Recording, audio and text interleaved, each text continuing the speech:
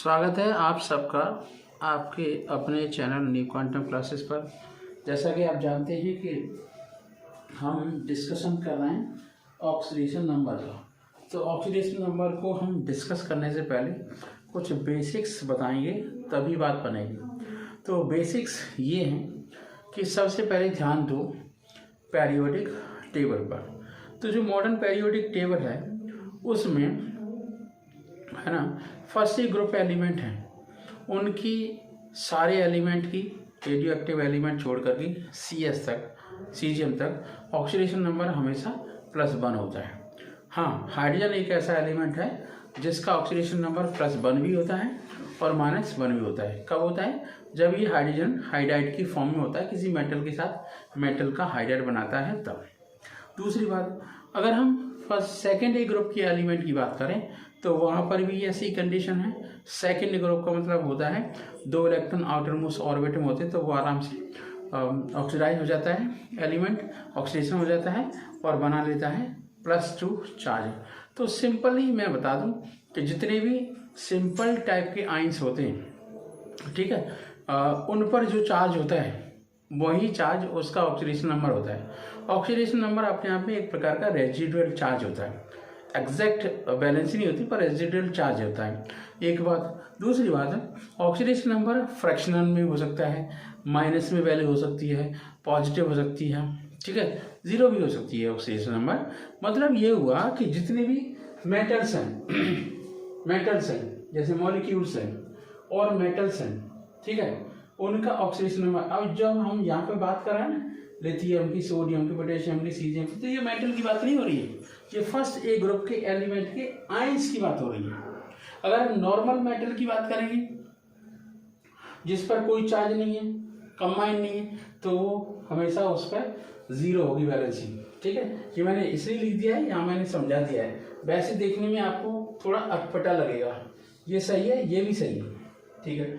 अब हम डेफिनेशन देख लेते हैं ऑक्सीडेशन नंबर की। Oxidation number or own number of the element is defined as the residual charge which its atom has or appears to have when all other atoms from the molecule are assumed to be removed as ions by counting the shared electron with more electronegative atom। एक और बात, अगर हमने oxidation number of helium देखा तो 0 होगा। मतलब ये हुआ कि जितनी भी इनर्ट गैसेस हैं उनका ऑक्सीडेशन नंबर हमेशा कैसा होगा? 0 होगा। एक बात। दूसरी बात ये है कि जैसे कोई मॉलिक्यूल है, Cl2 है, Br2 है, एसिड है या P4 है, उसका ऑक्सीडेशन नंबर हमेशा 0 होगा। जितने भी मेटल्स होती हैं जिन पर कोई चार्ज नहीं है वो उसका उनका ऑक्सीडेशन नंबर 0 होगा। मेटल्स जैसे फर्स्ट ए ग्रुप के हैं तो उनका किसी और कंपाउंड के साथ बॉन्डिंग होगी, आयनिक कंपाउंड होगा तभी होगा +1। ऐसा नहीं कि केवल मेटल की बात कर रहा हूँ मैं, ठीक है। तो एक और बात है, metals of second group element, यहाँ पर भी वही बात हो रही है कि ये मेटल किसी और एटम के साथ बॉन्डिंग में हूँ, आयनिक बॉन्डिंग में हूँ या किसी और कंपाउंड के। नॉन मेटल जैसे आप Cl है, उनका ऑक्सीडेशन नंबर -1 होता है, लेकिन कभी कभी Cl का ऑक्सीडेशन नंबर चेंज हो जाता है, वेरिएबल होती है ना उसकी बैलेंसिंग, ठीक है। और आयोडीन का भी चेंज हो जाता है, ब्रोमीन का भी चेंज हो जाता है, क्योंकि ये जो ऑक्सीडेशन नंबर है वो इस बात के ऊपर भी डिपेंड करता है कि मॉलिक्यूल किस टाइप का है। जैसे मान लीजिए आपका हाइड्रोजन परऑक्साइड है, तो उसमें हाइड्रोजन परऑक्साइड में ऑक्सीजन का ऑक्सीडेशन नंबर हमेशा -1 होता है, और नॉर्मल में ऑक्साइड होगा जैसे मैग्नीशियम ऑक्साइड है तो उसमें ऑक्सीजन का ऑक्सीडेशन नंबर हमेशा -2 होता है। तो ये मुझे लगता है आपको समझ आया होगा और आप इसका स्क्रीनशॉट जरूर ले लें। फिर मैं अब इसके बाद जितने ज़्यादा से ज़्यादा कंपाउंड होंगे उन सारे कंपाउंड का मैं ऑक्सीडेशन नंबर निकाल करके आपको समझाऊंगा। आई होप आपको ये बात समझ आई हो। अब हम मिलते हैं नेक्स्ट वीडियो में, जिसमें मैं आपको ऑक्सीडेशन नंबर पहले निकालूंगा, अराउंड 50 ऑक्सीडेशन नंबर निकाल के दिखाऊंगा। उसके बाद अराउंड 50 ही केमिकल रिएक्शन में जितने भी कंपाउंड होते हैं उन कंपाउंड के एलिमेंट के ऊपर ऑक्सीडेशन नंबर भी मुझे दिखाना है। तो वेट करिए, ऑक्सीडेशन नंबर सीखिए, इससे आपको ये मालूम पड़ जाएगा कि केमिकल रिएक्शन में किसी एलिमेंट का कंपाउंड में ऑक्सीडेशन हो रहा है कि रिडक्शन हो रहा है, ठीक है। तो wait for that compound, wait for that kind of video, wait for that kind of excitation which will be in front of you. तो thank you so much video पूरा देखने के लिए, और आई होप आपको समझ आया होगा। तो एक बार वीडियो को शेयर जरूर करें अपने दोस्तों में, लाइक भी करें। अगर आप मेरे चैनल पर नए हैं तो चैनल को सब्सक्राइब जरूर करें।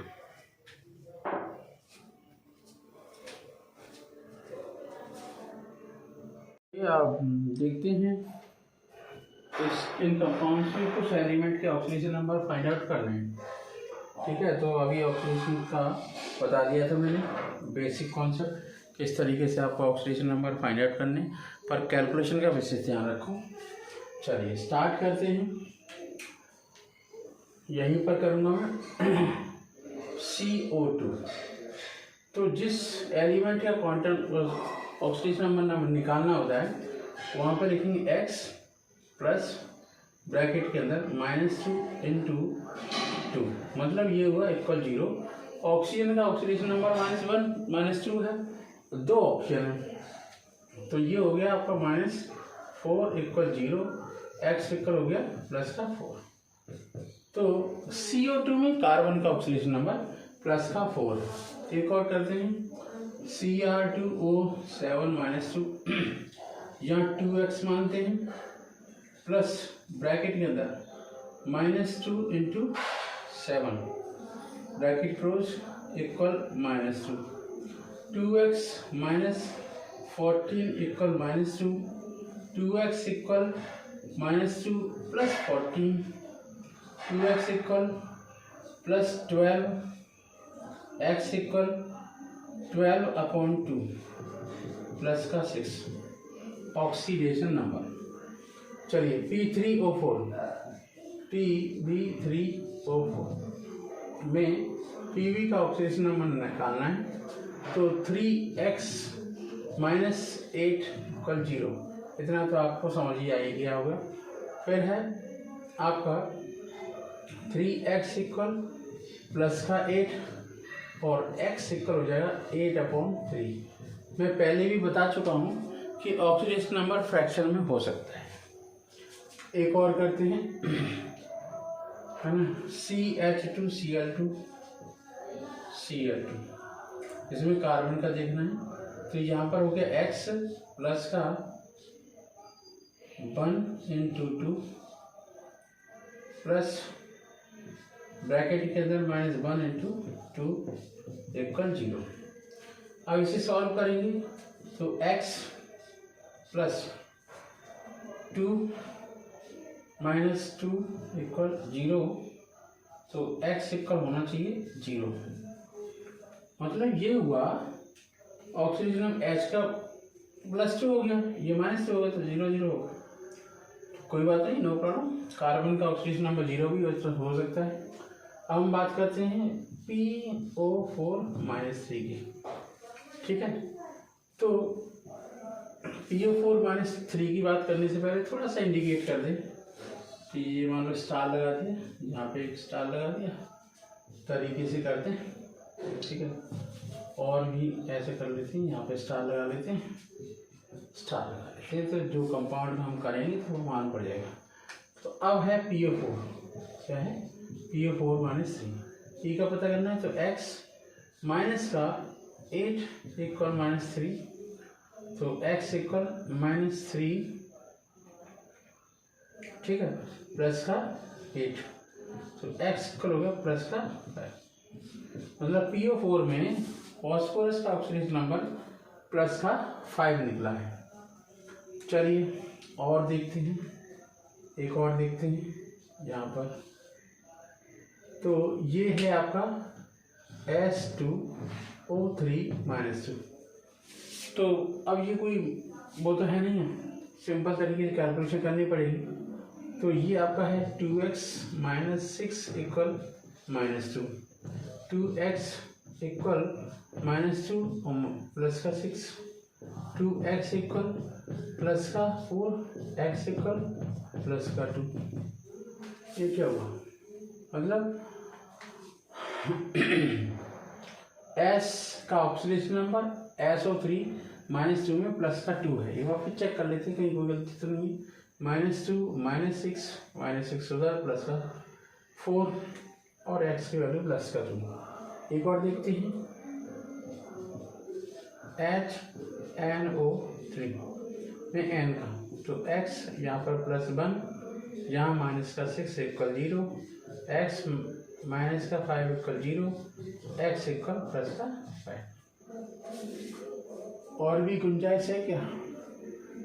चलो देखते हैं। अब थोड़ा छोटा लिखना पड़ेगा मुझे। मान लीजिए CH4 है, क्या है CH4, तो यहाँ पर x मान लिया, ये प्लस का 4 इक्वल 0 है, x इक्वल -4 हो गया। तो CH4 में कार्बन का ऑक्सीडेशन नंबर -4। एक और क्वेश्चन करते हैं, NH4+। अब यहाँ oxidation number plus oxidation number मालूम करना है, प्लस का 4 ही हो जाएगा इक्वल प्लस का 1, x उधर जाएगा तो -4 प्लस का 1, x इक्वल हो गया -3। NH4+ में आयन का ऑक्सीडेशन नंबर ये होगा। CH4 का निकाल लिया है। अब बात करते हैं C2H6 की, तो 2x + 6 equal 0, 2x equal -6, x equal -3। किसी ने इमेजिनेशन नहीं किया हुआ कि कार्बन का ऑक्सीडेशन नंबर -3 भी हो सकता है। अब ये डिपेंड करेगा कि ऑक्सीडेशन नंबर कैसे निकाला जाए। C उधर जाएगा तो यहाँ पे ऑक्सीडेशन नंबर, सीधी सी बात है। एक और करते हैं, CH3OH क्या है, CH3OH। CH3OH में x का ऑक्सीडेशन नंबर निकालना है, प्लस का 4 माइनस का 2 इक्वल 0, x प्लस का 2 इक्वल 0, x इक्वल -2। देखो चेंज हो रहा है। अब यहाँ देखते हैं C2H4O2, ठीक, इतना कर सकते हैं। तो 2x + 4 और -4 इक्वल 0, 2x + 0 इक्वल 0, तो x का ऑक्सीडेशन नंबर 0/2 आ गया। ये भी एक चमत्कार है भाई। 2x ये हो गया, 2x और 4 0, तो ठीक है, सही है। तो आई होप ये आपको समझ आया होगा, और ये कैलकुलेशन बहुत सही तरीके से मैंने की है, कोशिश की है, आपको समझ आ रही होगी कैलकुलेशन। अब मैं इस वीडियो को यहीं समाप्त करता हूँ। नेक्स्ट 10 और 12 क्वेश्चन और लेके आता हूँ। Thank you so much.